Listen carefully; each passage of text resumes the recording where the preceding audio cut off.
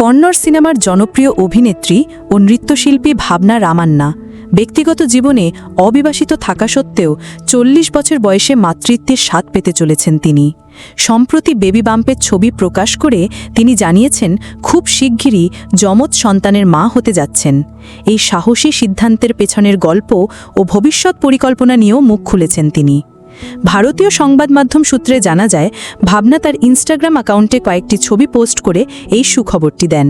তিনি জানান, আইভিএফ বা ইনভিট্রো ফার্টিলাইজেশন পদ্ধতির মাধ্যমে তিনি গর্ভধারণ করেছেন।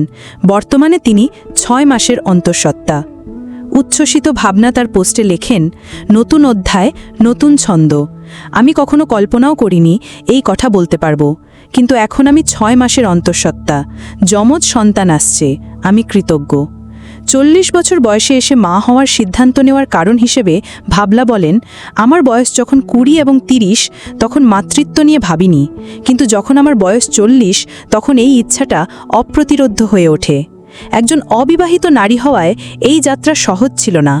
অনেক আইভিএফ ক্লিনিক আমাকে ফিরিয়েও দেয়, তবে হাল ছাড়েননি তিনি। অবশেষে ডাক্তার সুষমা নামের এক চিকিৎসকের সাহায্যে তার স্বপ্ন পূরণ হয়। ভাবনার কথায়, ডাক্তার সুষমা কোনো ভাবনা চিন্তা ছাড়াই আমাকে স্বাগত জানান। তার সহযোগিতায় প্রথম প্রচেষ্টাতেই আমি গর্ভধারণ করি। এই কঠিন সিদ্ধান্তে পরিবারের পূর্ণ সমর্থন পেয়েছেন ভাবনা। তিনি বলেন, আমার বাবা এবং ভাই বোনেরা ভালোবাসার সঙ্গে আমার পাশে দাঁড়িয়েছে। কেউ কেউ আমার এই পছন্দ নিয়ে প্রশ্ন তুলেছিলেন, কিন্তু আমি জানতাম আমি প্রস্তুত। অনাগত সন্তানদের পিতৃপরিচয় নিয়ে কোনো রাগঢাক না রেখেই ভাবনা বলেন, এটা ঠিক যে আমার সন্তানদের বাবা থাকবে না, কিন্তু আমার বাড়িতে তারা শিল্প সংস্কৃতি, সঙ্গীত এবং সীমাহীন ভালোবাসা নিয়ে বড় হবে।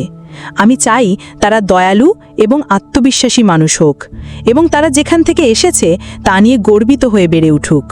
তার এই সিদ্ধান্তকে কোনো বিদ্রোহ হিসেবে দেখতে নারাজ ভাবনা বলেন, আমি কোনো বিদ্রোহ করার জন্য এই পথ বেছে নিইনি।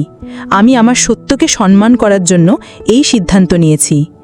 যদি আমার গল্প একজন নারীকেও অনুপ্রাণিত করে নিজের উপর বিশ্বাস রাখতে, তাহলে সেটাই যথেষ্ট। খুব শিগগিরই দুটি ছোট্ট আত্মা আমাকে আম্মা বলে ডাকবে। এটাই আমার কাছে সবকিছু।